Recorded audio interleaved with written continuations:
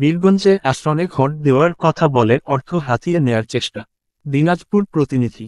দিনাজপুরের বীরগঞ্জ উপজেলার ৩ নং শতগ্রাম ইউনিয়নের পিছরাম খড়িকাদাম গ্রামের মোহাম্মদ সাদেকুম ইসলাম নামে এক ব্যক্তির কাছে ঘর দেওয়ার কথা বলে অর্থ হাতিয়ে নেয়ার চেষ্টা চালায় একটি দালাল চক্র।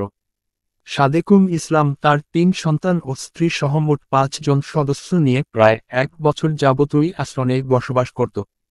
এমতাবস্থায় উক্ত ইউনিয়নের ফরিদপুর তেলিপাড়া গ্রামের বাসিন্দা আব্দুর রহিম সহ আরও কয়েকজন মিলে বরাদ্দকৃত জমির অংশ রেজিস্ট্রেশনের কথা বলে সেই পরিবারের কাছে ৫০,০০০ টাকা দাবি করে এবং বলা হয়, টাকা দিলে ঘর থাকবে, অন্যথায় ঘর ছেড়ে চলে যেতে হবে, চেয়ারম্যান ঘর দিবে না।